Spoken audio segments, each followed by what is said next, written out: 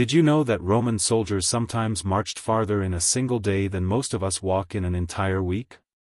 And here's the kicker: if they didn't make the distance, they could be punished. That's the brutal reality of life in the Roman legions, and if you stick with me until the end, you'll find out about a marching practice so harsh that even modern historians debate whether it was humanly possible. Marching wasn't a casual stroll, it was the foundation of Rome's military machine. Legionaries were expected to cover around 20 miles in about 5 hours, fully armed. That's not just body weight, they carried gear weighing upwards of 80 pounds, weapons, armor, food supplies, tools, and even stakes for building overnight camps. And here's the thing, this wasn't an occasional ordeal. This was daily life on campaign. You either kept up or got left behind, literally. Why push soldiers so hard? Discipline. The Romans believed a soldier's body and will needed to be as unbreakable as their shields. Long marches toughened their legs, lungs, and minds. But beyond conditioning, there was strategy. A Roman army could move faster than its enemies expected, showing up where nobody thought they could. Julius Caesar's lightning campaigns weren't magic, they were the result of relentless, exhausting marches that wore out enemies before the battles even began. But let's talk about what that looked like on the ground. The terrain wasn't always friendly. Soldiers slogged through rain, mud, snow, and blistering heat. Sandals, the caligae, offered decent traction, but no socks. Blisters were constant, infections common, and medical care primitive. Ancient sources describe soldiers hacking open blisters with their own knives, bandaging their feet, and getting back in line. Complain too loudly, and you risked a flogging. Morale wasn't maintained through comfort. It was maintained through fear, pride, and brutal camaraderie. And then came the gear. By the late Republic, each soldier carried the so-called Marius mules, load, helmet, shield, pilum spears, gladius sword, a cooking pot, food for several days, and a wooden stake for the nightly camp. Try strapping all that on and hiking for 20 miles, then remember you've got to fight a battle at the end of it. Roman commanders knew that fatigue killed armies faster than swords, but they also believed that only the toughest could serve Rome. Harsh? Absolutely. Effective? Without question. There were also psychological games at play. The army would sometimes order forced marches, 30 or even 40 miles in a day, just to test the soldiers. Fall behind and you faced humiliation or worse.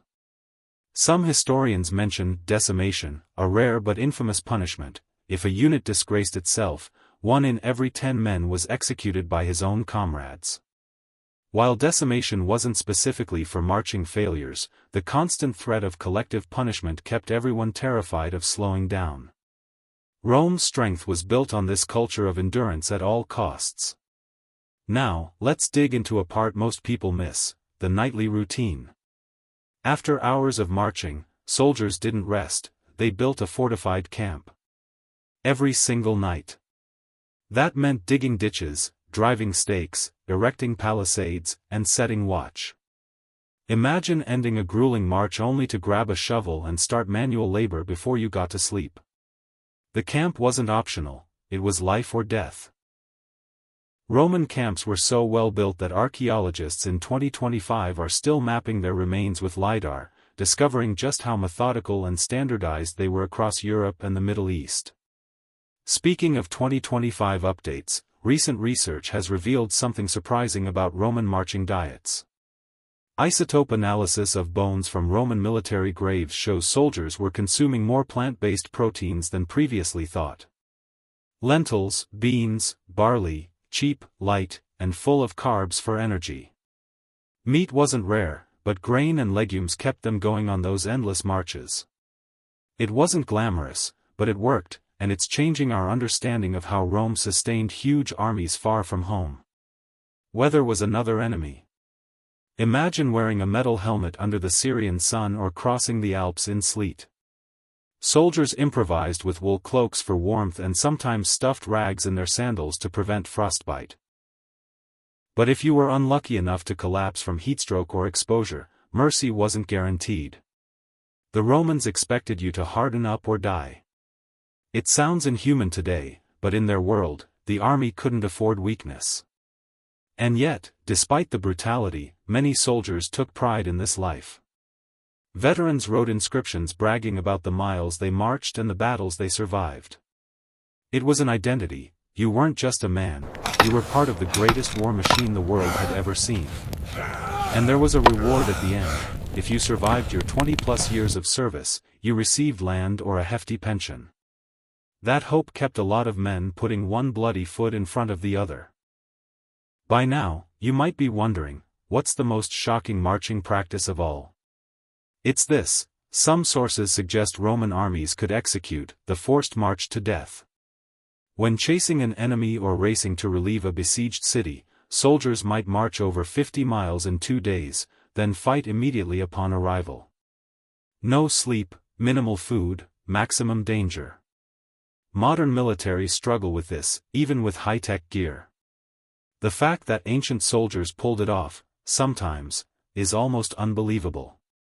And when they didn't? The consequences were brutal. Exhaustion meant slaughter. Archaeologists in 2025 have even started using AI simulations to model Roman marching logistics.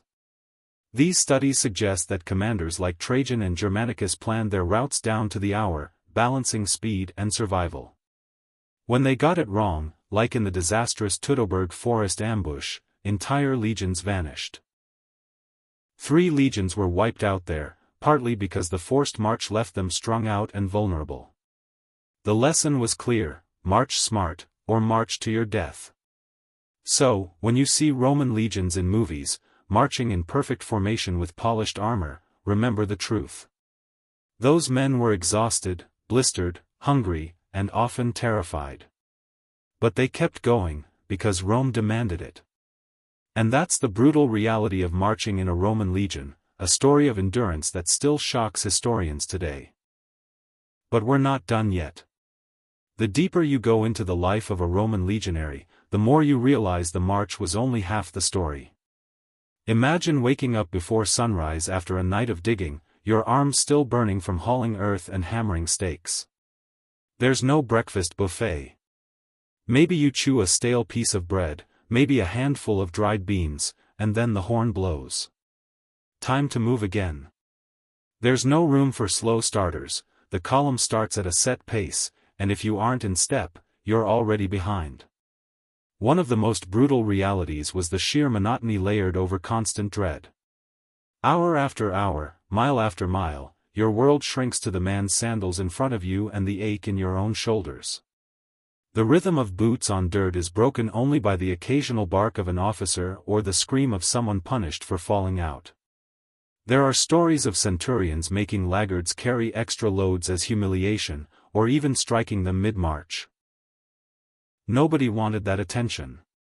And the danger wasn't just exhaustion. A marching column could be ambushed at any moment. Think about the infamous disaster in the Teutoburg forest. Varus's legion stretched out over miles of woodland track, weighed down by gear and slowed by mud. When the Germanic tribes struck, the Romans couldn't even form proper lines. For 3 days, they were slaughtered while on the move. That's the nightmare scenario every soldier knew could happen if the column stretched too thin or the pace faltered. Now, let's drop into another soldier's point of view. Say you're with Germanicus years later, marching to avenge Teutoburg. The land is a swampy nightmare. You slog through waist-deep mud, armor dragging you down, rain soaking your cloak. You can smell the bog before you see it, the stench of decaying bodies from the last campaign. Your sandals slip, your pack digs into your spine. And when night falls? No tavern, no firelight comfort. You dig trenches in the dark, then collapse on wet ground. If you're lucky, you dream.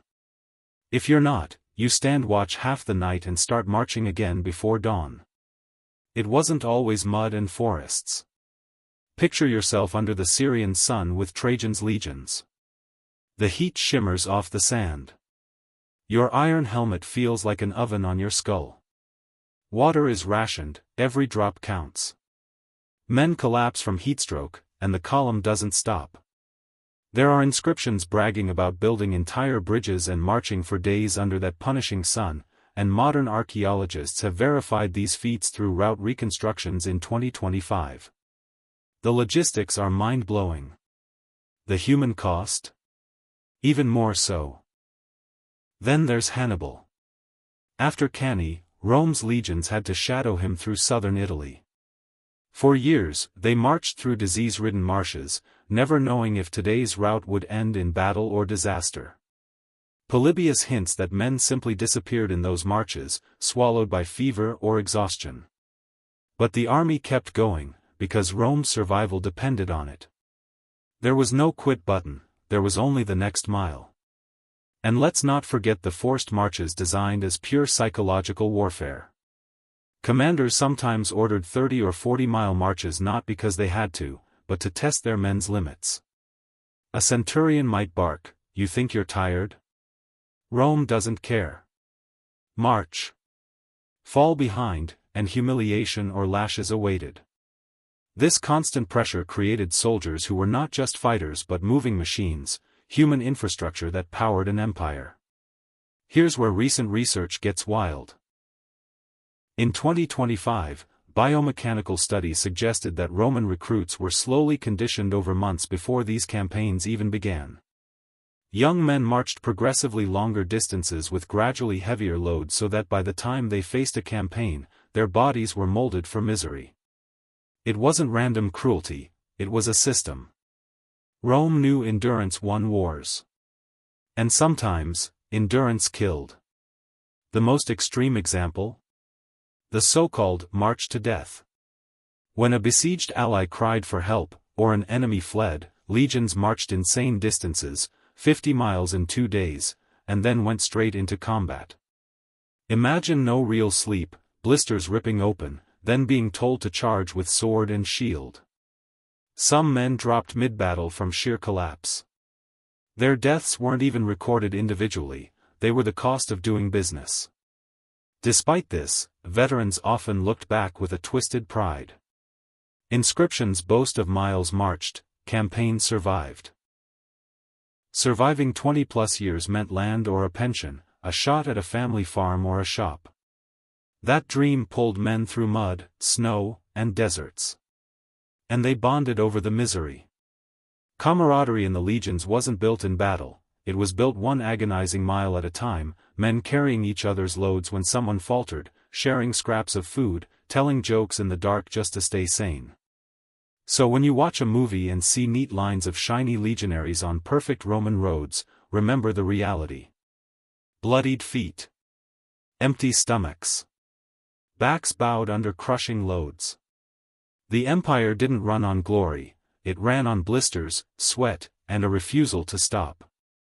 The polished marble monuments tell one story, the ground-level slog tells another. And that's why the story of marching in a Roman legion still shocks us. It's not just ancient history, it's a study of what humans will endure for duty, fear, and the faint hope of reward. In the end, the march was Rome's true weapon. Sharper than the gladius, harder than the shield. Because without it, none of those battles, conquests, or empires could have happened.